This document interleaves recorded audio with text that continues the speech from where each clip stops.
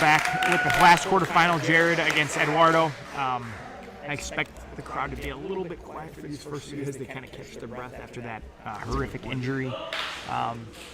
People always talk about, sport jiu-jitsu is not that dangerous or not much of a real fight, but that's a horrific injury, and that's just how serious some of these locks can be. Sometimes we lose sight of that. This matchup is going to be very, very interesting styles. Wrestler, explosive, kind of unorthodox game coming from Jared against the classical jiu-jitsu of Eduardo.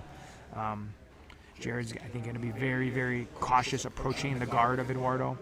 I think Eduardo is just going to try to pull in and get connections to try to pull Jared into kind of a jiu-jitsu match and not make it a scrambling wrestling match. Eduardo getting a really strong 2-on-1 here. Jared doing a good job wedging the knee in. Getting a good knee cut, but it looks like he's got a straight ankle grip that he potentially might fall back. Jared gets in on the leg. He has a tight bite. We'll see if he can get through. He's going belly down. Eduardo's doing a good job. Now he's all the way through. Wow, great job by both competitors. And I'll tell you, after that last match, watching somebody caught in a leg lock, that happened. I give Eduardo some credit there. To say the least. You could feel tension in the crowd when he got in that leg. That's a good point. It just goes to show the experience of Eduardo here. Yeah. Comfortable in really, really deep waters. Again, a black belt with the credentials he has, there's very little he has not seen or experienced in his career. A lot of times with a grappler like Jared, again, who has a more unique style and more kind of outside-the-box style, that can sometimes present problems for the more experienced black belts. He's not going to do things in kind of the prescribed response that like another more traditional jiu-jitsu athlete will pull. And that's going to, like that foot, the way he sat for that foot lock is a unique, kind of almost like a Boston Crab style straight foot lock.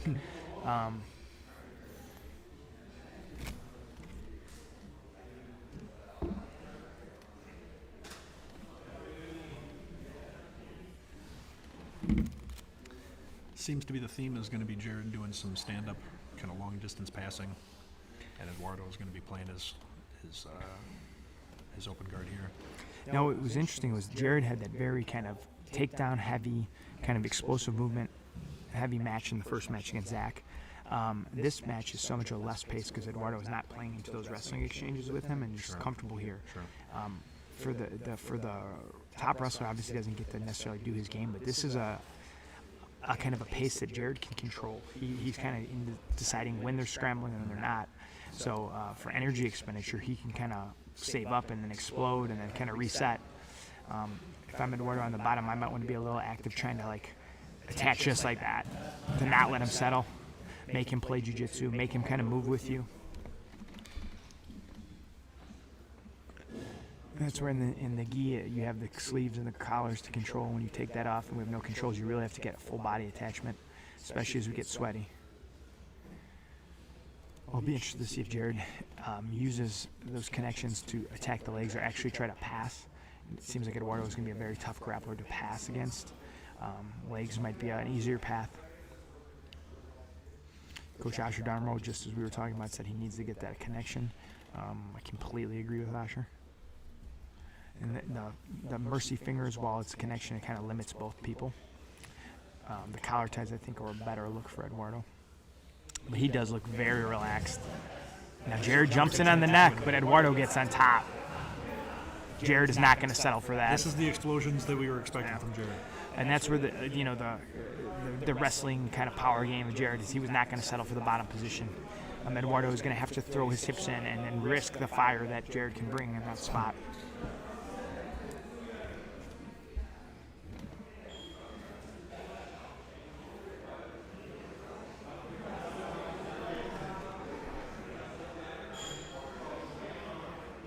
Jared really keeping his distance here, really making sure he doesn't step his feet in too deep. He's very, very cautious of going into the guard of Eduardo here. Which rightfully so. Eduardo's been showing a lot of threat in his guard throughout this whole tournament, and then specifically in this match alone.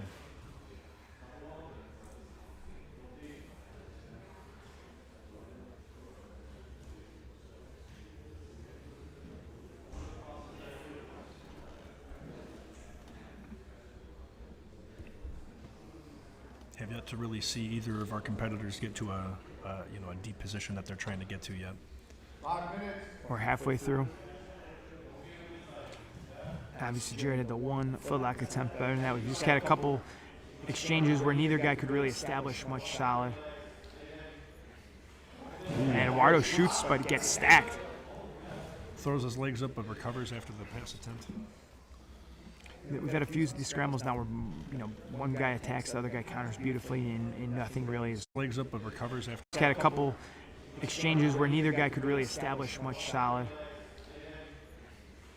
And Eduardo shoots, but gets stacked.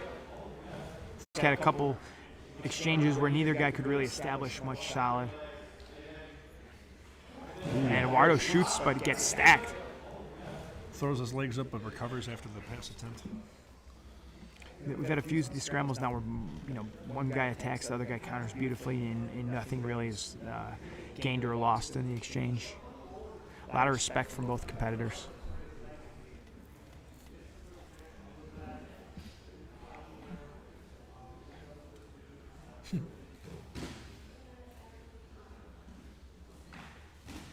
Very nice grip. A little nice foot sweep there by Eduardo. Got the elevation in the legs. The only problem with that kind of foot sweep is if you're not really looking to commit to the hard wrestle up, sure, you're kind of just off balance. It's good to keep him on his toes and keep him honest, but I think Jared would actually really like a wrestle up so he can go for the neck like what happened earlier. I think Eduardo wants that wrestle up only if he's going to get to the back.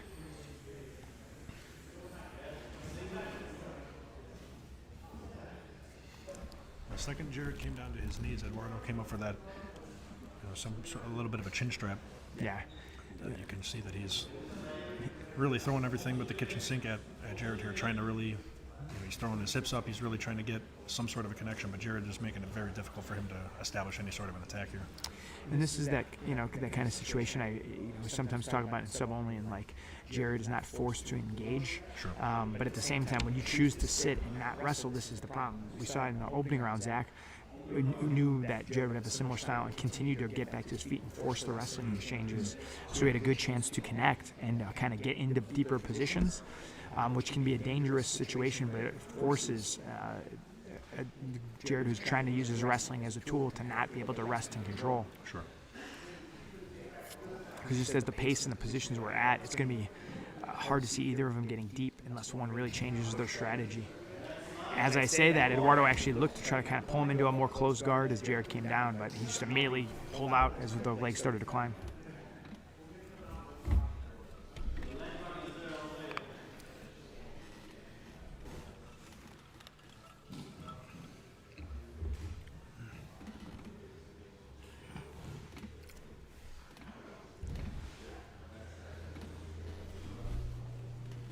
About 2.5 minutes left in this match here.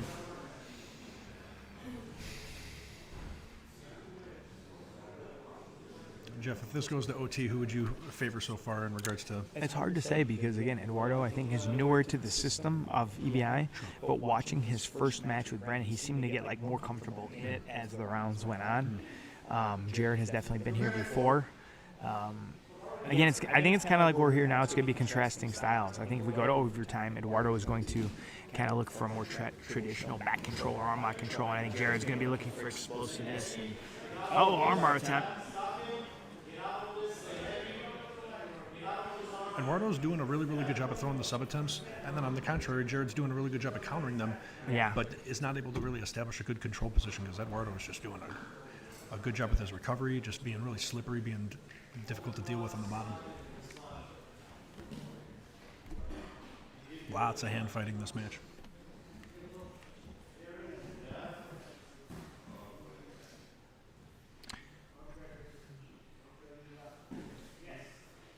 Eduardo looking for that arm drag as Asher called it out.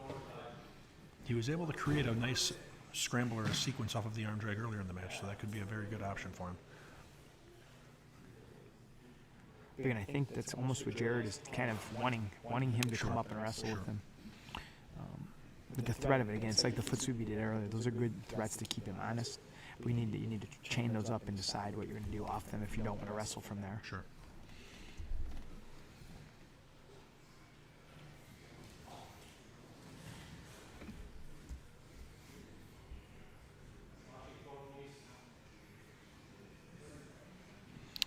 30 seconds left in the round.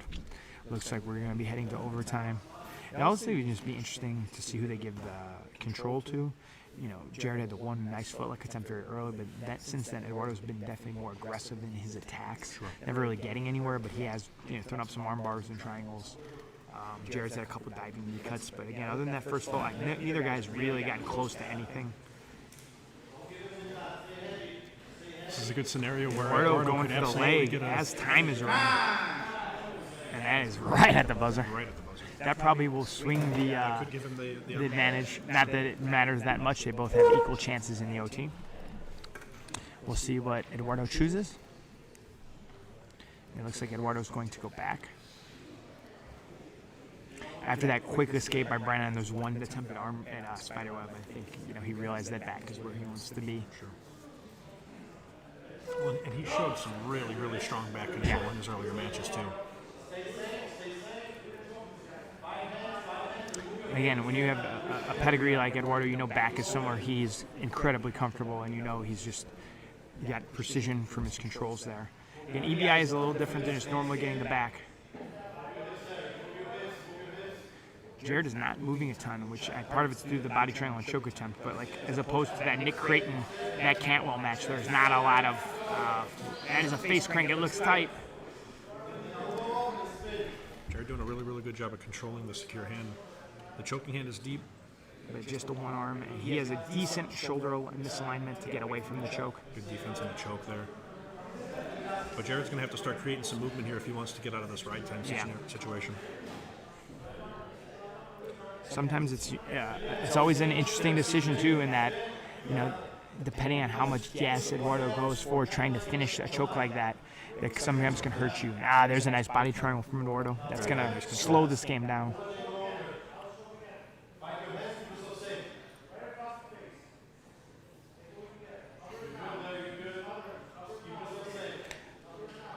Asher Dormo asking for a face smother, a muffle, which again is a great option if your opponent's not giving you that access to their chin or their neck. Covering their mouth to create a reaction is definitely something that makes anyone uncomfortable and tired. And we are now getting deep into this first 2-minute ride time. Whether it gets the sub or not, Eduardo now has a really, really nice start with ride.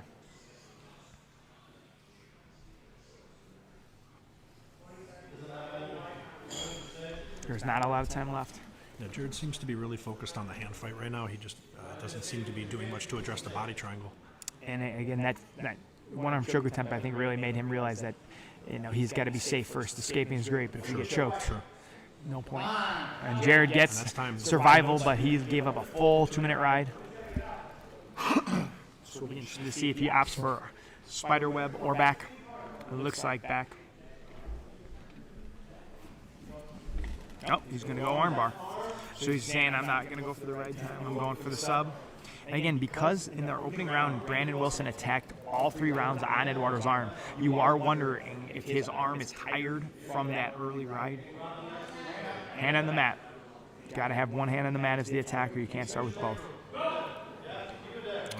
And Jared is a big, strong guy, so he can have a lot of horsepower into this armbar.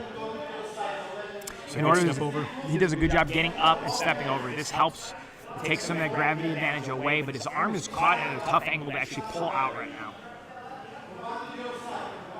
Jared wants to pull him back down, swim his head under the leg, and swim him down. He may go belly down all the way through, which is what he's looking for. It's a very, very good position for Jared. It's a lot of pressure on Eduardo's arm. He's not really in danger of the submission currently, but it's a lot of pull pressure. Eduardo's doing a good job of putting his body in the proper position. But it's really tough to just get that elbow out of there sometimes.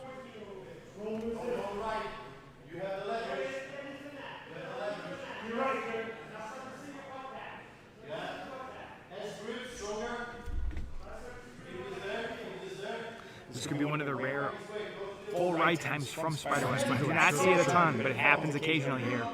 That arm looks like it's slipping. The arm is starting to come out, but Eduardo's able to connect, and he gets out. Beautiful escape from Eduardo. Great attack from Jared as well. Man, what an exciting round. So Eduardo definitely has the ride time advantage after the full ride, but it's not as big as we could have been from a spider web. And he has to feel slightly, I mean, both guys need to feel slightly gassed after that scramble. So Eduardo goes back on the back. Let's see if he'll be able to rack up another 2 minutes of the right time, or if there's going to be a lot more movement from Jared on the bottom this time. Yeah, and you know Jared's just basically wants to get to his attack to attack that arm another time. Now Jared a lot more mobility this round. He's got to clear that right hook. Excuse me, the left hook. This is not an easy position for Eduardo to hold. It's not an easy position for Jared to carry a 185-pound man on his back. Edward does a really good job readjusting to that body lock. He's able to hold Jared back down, which is a big advantage for Eduardo. But he still can't get the second hook in. Jared looks to be able to scramble, but Eduardo's not settling. And there's the escape. Slowly but surely, Jared gets that back. He's got to think he's going to do the same arm bar on the same side to try to wear that arm out. This is where the strategy comes in. You put that same pressure on him. Looks like he's going to opt for the armbar again. Honestly, he's doing a different arm. I'm surprised. I wonder what the strategy is behind that. I don't think he realizes it's a different arm. I think Eduardo turned his body the other way. And I think that's a smart strategy.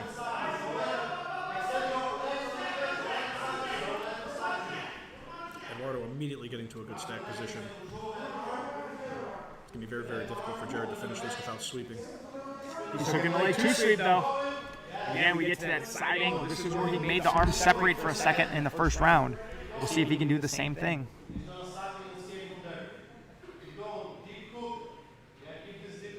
He should belly down. If he can go all the way over his shoulder and get belly down, he's going to have a lot more pressure on Eduardo's arm. He's kind of lost the connection in the arm. The arm is still stuck, but he doesn't have that deep shoulder control because of Eduardo's angle. Eduardo knows he's in a good angle to where it's going to be hard for him to finish. But the arm is still slightly in jeopardy. There's always a... There it is. Beautiful escape. So we're going to go into the third OT. Both guys look pretty tired. But I will say Eduardo looks a little bit fast, a little bit better shape as of right now.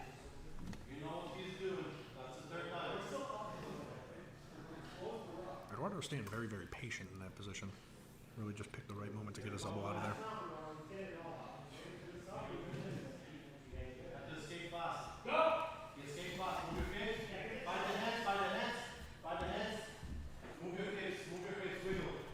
So a little bit more like the first round where Jared's kind of focusing on more of the hand fight and the choke than he is worried about the body triangle. It might be a case of he's tired from those attacks. Sure. You know, he used a lot of pressure, a lot of work in that second overtime, both defensively and offensively. Edward readjusting with the post very, very well to get that readjustment on the back.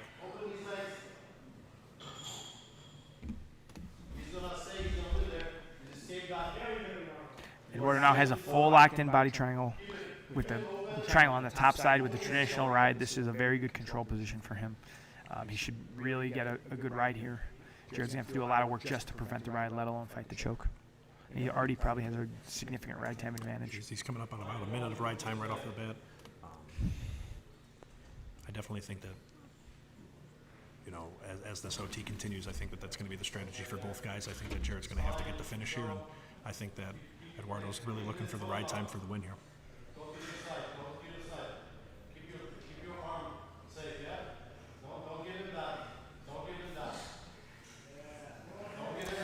We're going for a little bit of a face crank here. Eduardo doing a good job at not just controlling, but keeping some pressure and a threat from the back as well. Not letting Jared really relax, giving a good squeeze on the diaphragm. Jared doing a good job of getting both of those arms under his armpits so he doesn't necessarily have to worry about the choke. But in this scenario, he's going to have to start really addressing this body triangle and getting back to the mat. I've talked about in past events, at this point of your journey, you almost be like, hey, let's just relax right out the 2 minutes. Sure. We need a submission anyway. As long as we defend the choke, don't move. Save your juice. Save your juice for that last little give in the armbar. Because again, at this point, you know, saving an extra 20 seconds of right time isn't particularly. That's 2 minutes. Yeah. He knows he's got. It's armbar against finish. If he gets the armbar, he wins. If Eduardo gets out, he wins. It's cut and dry.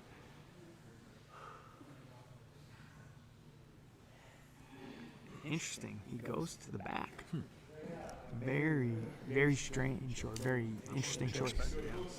After all that work, kind of holding arms. I mean, Jared, obviously, he's out there. Maybe he felt something we didn't or can't see.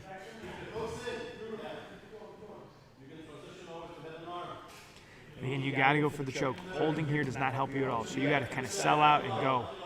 He gets the body lock.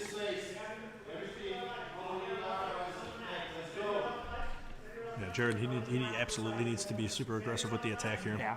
If I were him, I like the body lock, but Eduardo knows he just needs a hand fight. I would be digging the legs. I'd be maybe going for something like twister or reverse triangle, something. He's creating some movement, that's for sure. Eduardo's going to get out. Is that the arm triangle? No. There's the escape. There it is. Eduardo gets the win. Eduardo's going to move on into our semifinals. Very, very good match from both guys. This is obviously a very strategic, tactical approach. The thing you have to think about is after that grueling fight and hit, not two for Eduardo, he's got to run into Kevin Beery in a semis, who's had two relatively low energy submission